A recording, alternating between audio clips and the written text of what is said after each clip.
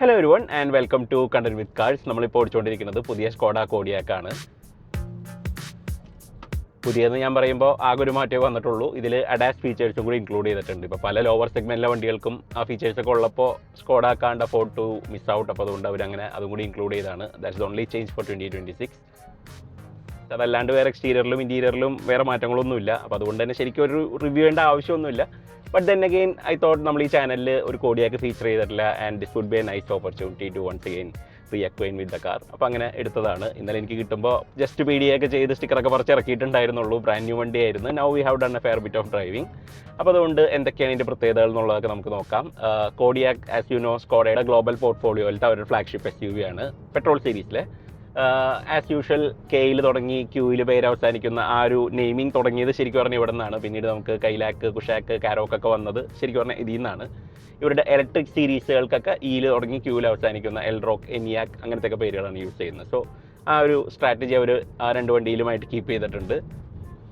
First generation Kodiak ഇറങ്ങുന്നത് 2016 and it was really successful. അതൊരു 9 ലക്ഷത്തോളം കാറുകൾ ഗ്ലോബലി അവർ വിറ്റിട്ടുണ്ട്. ഇന്ത്യയിലും അത്യാവശ്യം സക്സസ്ഫുൾ ആയിരുന്നു. 10,000 കാറുകളോളം വിറ്റിട്ടുണ്ട്. അപ്പോൾ അതുകൊണ്ട് that's a big number considering what segment it was placed in. കഴിഞ്ഞ വർഷമാണ് സ്കോഡ ഈ ഒരു സെക്കൻഡ് ജനറേഷൻ മോഡൽ ലോഞ്ച് ചെയ്യുന്നത്. ഫസ്റ്റ് ജനറേഷൻ അപേക്ഷിച്ച് കാര്യമായിട്ടുള്ള ഇമ്പ്രൂവ്മെൻറ്റ്സ് ഉണ്ടായിരുന്നു. സൈസ് കൂടിയിട്ടുണ്ടായിരുന്നു, ഉള്ളിലത്തെ ഫീച്ചേഴ്സ് കൂടിയിട്ടുണ്ട്, കുറേയും കൂടിയും കംഫർട്ട് ഇമ്പ്രൂവ് ചെയ്തിട്ടുണ്ട്. അതോടൊപ്പം പ്രൈസും കൂടിയിട്ടുണ്ടായിരുന്നു. വേരിയൻറ്റ് ടു വേരിയൻറ്റ് ഒരു 10 ലക്ഷം രൂപയുടെ അടുത്ത് കൂടിയിട്ടുണ്ടായിരുന്നു. അപ്പോൾ കഴിഞ്ഞ മാസം ഒരു 50,000 രൂപ വീണ്ടും കൂടിയിട്ടുണ്ട്. ഇനിയിപ്പോൾ ഇതിൻ്റെ RS വേർഷനൊക്കെ വരുമ്പോഴത്തേക്കും പിന്നെയും ഒരു 10-20 ലക്ഷം രൂപ കൂടും. അങ്ങനെ ഒരു കോഡിയാക്കാൻ സ്കോഡയ്ക്ക് അതേ സമയമൊന്നും വേണ്ട.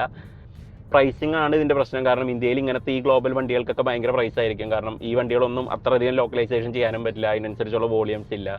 So most of the imported parts will command a premium. അപ്പോൾ അതുകൊണ്ട് ടാക്സ് ഒക്കെ കൂടുതലുള്ളതുകൊണ്ട് they will be really expensive. പുറത്ത് ഉണ്ടാക്കണേലും പുറത്ത് മാർക്കറ്റ്സിലൊക്കെ ഇതൊരു നോർമൽ വണ്ടിയാണ്. ഇപ്പോൾ ഇതും ഒക്ടാവിയ എന്നൊക്കെ പറഞ്ഞു കഴിഞ്ഞാൽ അവരുടെ നോർമൽ സാധാരണ വണ്ടി പോലെയാണ് അവർ കാണുന്നത്. ഹോണ്ട സിറ്റിയും ക്രെറ്റയൊക്കെ പോലെയാണ് അവർ കാണേണ്ടത്. പക്ഷേ ഇന്ത്യയിൽ യു പേ എ പ്രീമിയം. ഇതെല്ലാം പ്രീമിയം വണ്ടികൾ പോലെയാണ് നമ്മൾ കാണുന്നത്.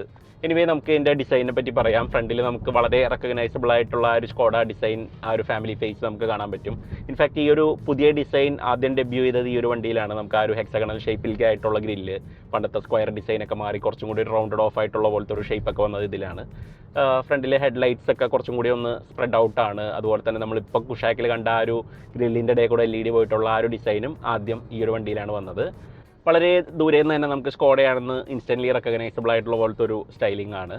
സൈഡിലേക്ക് വന്നു കഴിഞ്ഞാലും വളരെ പ്ലെയിൻ ആയിട്ടുള്ളൊരു ക്രോസ് ഓവർ ലുക്കാണ്. വേറെ വലിയ ഡിസൈൻ ഫെർഷൻസ് ഒന്നുമില്ല. ഫസ്റ്റ് ജെന്നെ അപേക്ഷിച്ച് കുറച്ചും കൂടി ഒരു എഡ്ജിയർ സ്റ്റൈലിംഗ് ഒക്കെ, കുറച്ചും കൂടി ഷാർപ്പ് ലൈൻസും കട്ട്സൊക്കെ നമുക്ക് കാണാൻ പറ്റും. പെട്ടെന്ന് നമ്മൾ ശ്രദ്ധിക്കുന്ന ഒരു ഡീറ്റെയിൽ എന്ന് പറയുന്നത് ബാക്കിൽ ഡീപ് പില്ലറുമുള്ള ആ ഒരു കോൺട്രാസ്റ്റ് കളറിലുള്ള ഒരു എലമെൻ്റാണ്. ഇപ്പോൾ വെന്യൂലും അതേപോലത്തെ ഒരു സ്റ്റൈലിംഗ് എലമെൻറ്റ് നമുക്ക് കാണാം.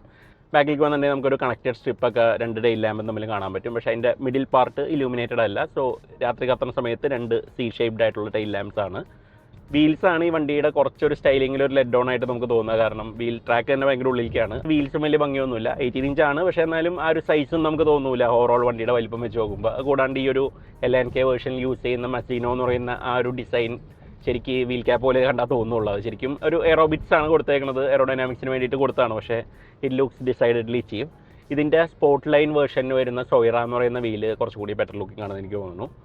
Other than that it looks like any other cross over. എനിക്ക് ഇഷ്ടപ്പെട്ട ഒരു ഡീറ്റെയിൽ എന്ന് പറയുന്നത് ബാക്കിലത്തെ ഡോറിൻ്റെ ആ ഒരു ചെറിയൊരു ഗ്ലാസ് അതിൻ്റെ ബാക്കിൽ വരുന്ന ആ ഒരു ക്വാർട്ടർ ഗ്ലാസ് ആയിട്ട് ഫ്ലഷ് ഫിറ്റിംഗ് പോലെയാണ്. അപ്പോൾ അതായത് അതിൻ്റെ ഇടയിൽ വേറെ ഡോറിൻ്റെ ഫ്രെയിമും വേറെ ട്രിമൊന്നുമില്ല. So it looks a bit more, കുറച്ചും കൂടി ഒരു ക്ലീനർ ലുക്ക് അവിടെ ഉണ്ട്.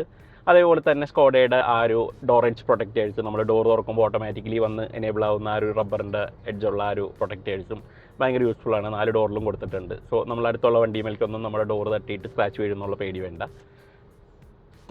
കോഡിയാക്കിൻ്റെ ലെങ്ത്ത് 4758 mm, വിഡ്ത്ത് 1864 mm ആണ്. അപ്പോൾ അതായത് ലെങ്ത്ത് കഴിഞ്ഞ വർഷനെ വെച്ച് നോക്കുമ്പോൾ 59 mm കൂടിയിട്ടുണ്ട്.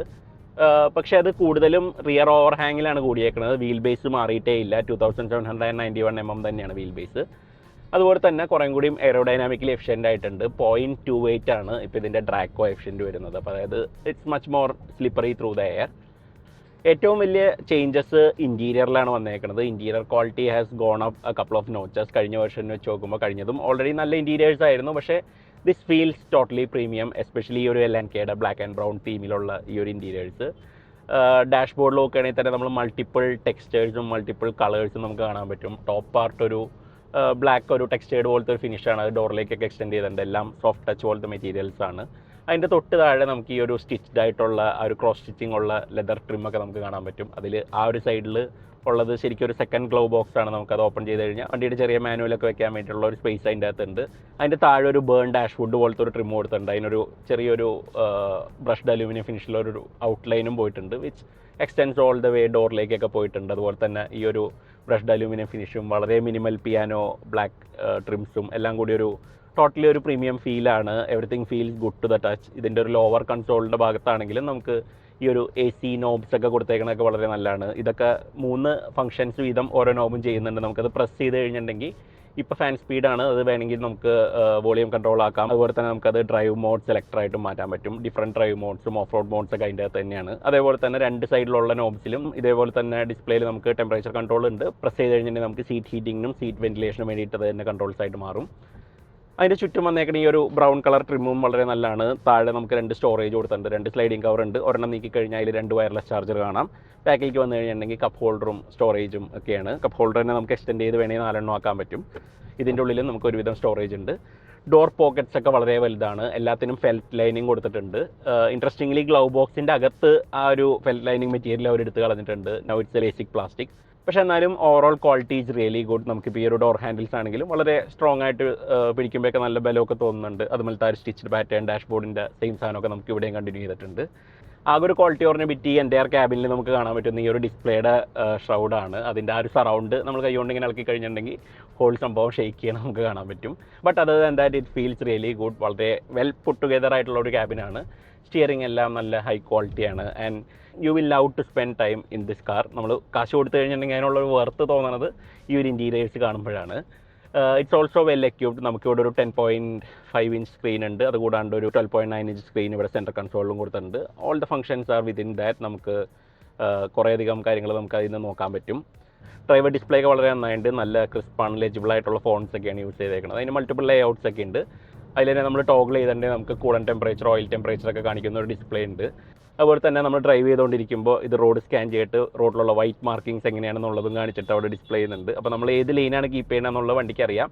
ബ്രോക്കൺ ലൈൻസ് അതിനനുസരിച്ച് ലെഫ്റ്റിലേക്കും റൈറ്റിലേക്കും മാറ്റിയിട്ട് കാണിക്കുന്നുണ്ട്. അഡാസിൻ്റെ ഫംഗ്ഷനാലിറ്റിക്കൊന്നും വലിയ കുഴപ്പമൊന്നുമില്ല. ഇന്ത്യൻ കാറുകളുടെ പോലെ അത്രയും ധൈര്യമില്ല. നമ്മൾ അവിടെ ഉള്ള പ്രശ്നത്തിന് ഇവിടെ നിന്ന് വാർണിംഗ് ഒക്കെ കാണിച്ചുകൊണ്ടിരിക്കും. പക്ഷേ ഇറ്റ് റിയലി വർക്ക്സ് ഫൈൻ. ആകെ കുറച്ച് അനോയിങ് ആയിട്ട് തോന്നുന്നത് ഇതിൻ്റെ വാർണിംഗ് സിസ്റ്റംസ് ആണ്. ഇപ്പോൾ നമ്മുടെ ലെയിൻ ഡിപ്പാർച്ചർ വാർണിംഗ് ഒക്കെ കുറച്ചൊരു റോഡിൽ മറ്റേ പെയിൻറ്റഡ് ലൈൻസിൽ ഒരു ഡ്രെന്ന് തോന്നുന്ന ആ ഒരു വൈബ്രേഷൻ പോലെയാണ് നമുക്ക് ലൈൻ മാറുന്ന സമയത്തും തോന്നുന്ന ആ ഒരു വൈബ്രേഷൻ. കുറച്ചും കൂടിയും ഒന്ന് മൈൽഡർ ആക്കാമായിരുന്നു. ആ ഒരു വണ്ടിയുടെ ക്യാരക്ടറിനനുസരിച്ചുള്ളൊരു സാധനം കൊടുക്കാമായിരുന്നു. ഈ 2 സീറ്റ്സും വളരെ കംഫർട്ടബിൾ ആണ്. These are one of the best seats in the business. Ventilation heating ഫംഗ്ഷന് പുറമെ ഇതിന് മസാജ് ഫംഗ്ഷനും കൊടുത്തിട്ടുണ്ട്. നമുക്ക് മൾട്ടിപ്പിൾ മസാജ് മോഡ്സ് നമുക്ക് ഇതിന് സെലക്ട് ചെയ്യാം. അതിൻ്റെ ഇൻറ്റൻസിറ്റിയും അതിൻ്റെ ഡ്യൂറേഷനൊക്കെ നമുക്ക് കൺട്രോൾ ചെയ്യാം. And these are one of the best massages I have seen. ഈ ഒരു സെഗ്മെൻറ്റിലല്ല, ഇതിന് മുകളിലുള്ള പല സെഗ്മെൻറ്റിലും ഉള്ള മസാജ് ഒന്നും നമുക്ക് ഇത്രയും കംഫർട്ടബിൾ ആയിട്ട് തോന്നില്ല. ബാക്കിലത്തെ സീറ്റ്സ് ആണെങ്കിലും middle row is really comfortable. നല്ല വിഡ്ത്ത് ഉണ്ട്. 3 പേർക്ക് ഇരിക്കാവുന്ന വീതിയൊക്കെ ഉണ്ട്. They also get good head room and good leg room. ഒരു 3 സോൺ AC ആണ്. So they have their own temperature control. അതിൻ്റെ ബാക്കിലത്തെ 3rd റോ കുറച്ച് ചെറുതാണ്. വലിയ അഡൽസിനൊന്നും ഇരിക്കാനുള്ള ഒരു സ്പേസ് ഒന്നുമില്ല. ഇത് ശരിക്കും ഒരു 7 സീറ്റർ ആണെന്ന് പറയുമെങ്കിൽ ഒരു 5+2 സീറ്റർ ആണ്. അതുപോലെ തന്നെ അതിലേക്കുള്ള ആക്സസും കുറച്ച് റെസ്ട്രിക്റ്റഡ് ആണ്. നമുക്ക് മിഡിൽ റോ കംപ്ലീറ്റ് ആയിട്ട് ടംബിൾ ചെയ്യുകയൊന്നുമില്ല. You can tilt the back rest. അതുപോലെ തന്നെ കുറച്ചൊന്ന് സീറ്റ് ഫ്രണ്ടിലേക്ക് സ്ലൈഡ് ചെയ്യാം. ആ ഒരു ചെറിയ ഓപ്പണിങ്ങിൽ കൂടെ വേണം നമ്മൾ കയറാനായിട്ട്. സീറ്റ് കുറച്ച് ലോ ആണ്. അതുപോലെ തന്നെ വലിയ സപ്പോർട്ടൊന്നുമില്ല. You can barely fit in. ഒരു വലിയ ആൾക്കാർക്കൊന്നും അധികം നേരം ഒന്നും ഇരിക്കാൻ പറ്റില്ല. It's best suited for children. പിന്നെ you get plenty of equipment. നമുക്ക് ഈ ഒരു പാനറോമിക് ഗ്ലാസ് കിട്ടുന്നുണ്ട്, 360 ഡിഗ്രി ക്യാമറ കിട്ടുന്നുണ്ട്, ഒരു 725 വാട്ട്സിൻ്റെ കാൻറ്റോൺ ഓഡിയോ സിസ്റ്റം കിട്ടുന്നുണ്ട്, 13 സ്പീക്കേഴ്സ് ഉണ്ട്. And it sounds really good. Touch screen is really impressive. നല്ല റെസ്പോൺസീവ് ആണ്. അതിൽ മെനു എല്ലാം കാണാനായിട്ട് നല്ല ഭംഗിയുണ്ട്. ഓൾറെഡി നാവിഗേഷനൊക്കെ പ്രീ ലോഡഡ് ആണ്. വയർലെസ് ആപ്പിൾ കാർപ്ലേ അങ്ങനത്തെ ഫീച്ചേഴ്സൊക്കെ ഉണ്ട്. നമുക്ക് എഞ്ചിനിലേക്ക് കിടക്കാം. This as A 2 litre inline 4 turbo charge petrol engine. അത് നമ്മുടെ EA888 സീരീസിൽ തന്നെയുള്ളൊരു എഞ്ചിനാണ്. അതിൻ്റെ കുറച്ചും കൂടി എഫിഷ്യൻസിക്കും ഡ്രൈവബിലിറ്റിക്കൊക്കെ വേണ്ടിയിട്ട് ട്യൂൺ ചെയ്തിട്ടുള്ള ഒരു ഇവോ സീരീസിലൊക്കെ വരുന്ന ഒരു എഞ്ചിനാണ്. It's mated to a 7-speed dual clutch automatic. DQ381 എന്ന് പറയുന്ന ഗിയർ ബോക്സ് ആണ്. ഓൾ വീൽ ഡ്രൈവ് ഈ സ്റ്റാൻഡേർഡ്. എല്ലാ വേർഷനും ഓൾ വീൽ ഡ്രൈവ് ഉണ്ട്. ബാക്കിൽ നമുക്കൊരു 4x4 ബാഡ്ജ് കാണാൻ പറ്റും. അത് മിക്കവാറും ഇൻ്റർനെറ്റ് വീഡിയോസിൻ്റെ ഇടയിൽ കമൻറ്റ് സെക്ഷനിൽ കിടന്ന് 4 വീൽ ഡ്രൈവ് എന്ന് വിളിക്കണമെങ്കിൽ ട്രാൻസ്ഫർ കേസ് വേണം, ലോക്കിംഗ് ഡിഫറൻഷ്യൽ വേണം എന്നൊക്കെ പറയുന്ന പിള്ളേർക്കൊക്കെ കുറച്ച് അനോയിങ് ആയിരിക്കും. ഇന്നിപ്പോൾ ആ ഒരു 4 wheel drive all wheel drive എന്നുള്ള ആ ഒരു ഡിഫറൻസിയേഷൻ ഒന്നും വലിയ പ്രസക്തിയൊന്നുമില്ല. How you achieve 4 wheel drive എന്നുള്ളതൊന്നും വലിയ ഇമ്പോർട്ടൻ്റ് ഒന്നുമല്ല. 4 വീലിലേക്ക് ഡ്രൈവും ഉണ്ടെങ്കിൽ Skoda just calls it 4x4. Engine reasonably ഫാസ്റ്റാണ്. നമ്മളിപ്പോൾ സ്പോർട്ട് മോഡ് ഇട്ട് കഴിഞ്ഞിട്ടുണ്ടെങ്കിൽ ഒരു ഗിയറൊക്കെ ഡ്രോപ്പ് ചെയ്ത് കഴിഞ്ഞാൽ it just pics up speed. നമുക്കൊരു 0 to 100 ഒക്കെ ഒരു 8.3 സെക്കൻഡ്സിൻ്റെ അടുത്താണ്, which is quite good for A car like this. ഈ എഞ്ചിൻ്റെ പവർ ഔട്ട്പുട്ട് 204 bhp ആണ്. അതുപോലെ ടോർക്ക് 320 Nm ആണ്. ആവശ്യത്തിനുള്ള ഓവർടേക്കിംഗ് പവറൊക്കെ ഉണ്ട്. എഞ്ചിൻ കുറച്ച് ലൗഡാണ്, പക്ഷേ എന്നാലും exhaust note is a little on the sporty side. അപ്പോൾ അതുകൊണ്ട് വലിയ കുഴപ്പം പറയില്ല. പക്ഷേ അതർവൈസ് ഇറ്റ്സ് വെരി ട്രാക്റ്റബിൾ. നമുക്ക് വലിയ കുഴപ്പമൊന്നുമില്ല. സ്കോഡ ഒഫീഷ്യലി കഴിഞ്ഞ ജനറേഷനിലും 2 km/L കൂടുതലാണ് ഇതിൻ്റെ എഫിഷ്യൻസി എന്ന് പറയുന്നുണ്ട്. പക്ഷേ സിറ്റിയിലൊക്കെ നമുക്കൊരു 7, 8, 9 ഒക്കെ കിട്ടുന്നുള്ളൂ. എൻജിൻ കുറച്ചൊരു റിലാക്സ്ഡ് രീതിയിലാണ് ഓടുന്നത്. It doesn't have that explosive nature. നമ്മൾ ആ ഒരു E888 സാധാരണ കണ്ടേക്കണ ആ ഒരു ഈഗർനെസ് നമുക്ക് പലപ്പോഴും ഈ ഒരു വണ്ടിയിൽ കാണില്ല. It's still good to drive. പക്ഷേ എന്നാലും if you want a sportier Kodiaq കുറച്ചും കൂടി വെയിറ്റ് ചെയ്ത് കഴിഞ്ഞാൽ the RS version will be launch. That will have around 265 bhp. Suspension typical European fashionly you get good straight line stability. നല്ല കൺട്രോളൊക്കെ നമുക്ക് തോന്നും സ്പീഡ്സിലൊക്കെ പോണ സമയത്തൊക്കെ. സ്റ്റിയറിംഗ് അത്യാവശ്യം പ്രിസൈസ് ആണ്. ഡയറക്ഷൻ ചേഞ്ചസ് ഒക്കെ വളരെ ക്വിക്ക് ആണ്. It responds really well. Steering feedback is also not bad. അതുപോലെ തന്നെ ബ്രേക്സും നല്ല കോൺഫിഡൻസ് ഇൻസ്പയറിംഗ് ആണ്. Now it's really good. It stops well. Pedal calibration is really good. Ride quality ഒരു മിക്സ് ബാഗ് ആണ്. കാരണം നമുക്ക് ഓവറോൾ സസ്പെൻഷൻ സോഫ്റ്റ് ആണെങ്കിലും there is a hard edge to the ride. നമുക്ക് പോട്ടോൾസും എക്സ്പാൻഷൻ ജോയിൻസ് ഒക്കെ എത്തുമ്പോഴൊക്കെ നമുക്ക് യു ക്യാൻ ഫീൽ ദാറ്റ് ഒരു അണ്ടർലൈങ് ഒരു ഫേംനെസ് നമുക്ക് തോന്നും. അത് മിക്കവാറും യൂറോപ്യൻ കാഴ്ചയൊക്കെ അങ്ങനെയാണ്. പറയുമ്പോൾ ഇതിനൊരു നല്ല ടയർ പ്രൊഫൈലൊക്കെ ഉണ്ട്. ഇപ്പോൾ 235-55% എന്നൊക്കെ പറഞ്ഞു കഴിഞ്ഞാൽ ഇറ്റ്സ് റിയലി തിക്ക്. പക്ഷേ എന്നാലും ആ ഒരു ഫേംനെസ് ഇപ്പോൾ ഈ ഒരു റീസർഫസിങ് കൊള്ളില്ലാത്ത ഭാഗത്തൊക്കെ നമുക്ക് ആ ഒരു ചെറിയൊരു ഫേംനെസ് നമുക്ക് തോന്നും. Not to the point where it's discomforting. പക്ഷേ എന്നാലും ഇത്രയും പ്രൈസ് പോയിന്റിലൊക്കെ നമ്മൾ കുറച്ചും കൂടിയും ആ ഒരു റൈഡ് ക്വാളിറ്റി എക്സ്പെക്ട് ചെയ്യും. അപ്പോൾ അതൊക്കെയാണ് സ്കോഡ കോഡിയാക്കിൻ്റെ പ്രത്യേകതകൾ. നമുക്ക് ഫോർച്യൂണർ പോലെ ഒരു ബോഡി ഓൺ ഫ്രെയിം SUV വേണ്ടാന്നുണ്ടെങ്കിൽ കുറച്ചും കൂടിയും ഡ്രൈവർ ഫോക്കസ്ഡ് ആയിട്ടുള്ള ഇതുപോലത്തെ ഒരു മോണോകോക്ക് ഫാമിലി ഫ്രണ്ട്ലി SUV നിങ്ങൾക്ക് വാങ്ങിക്കാം. നിങ്ങൾ ഈ ഒരു പ്രൈസ് റേഞ്ചിൽ ഇത് വാങ്ങിക്കുമോ അതോ ഇതിൻ്റെ കോമ്പറ്റീഷൻ ആയിട്ടുള്ള Volkswagen ടിഗ്വാനോ ടൈറോണൊക്കെ മേടിക്കുമോ എന്നുള്ളതൊക്കെ ഒന്ന് കമൻസിൽ അറിയിക്കുക. നമുക്ക് മറ്റൊരു വീഡിയോ ആയിട്ട് വേറൊരു ദിവസം കാണാം. Thanks for watching.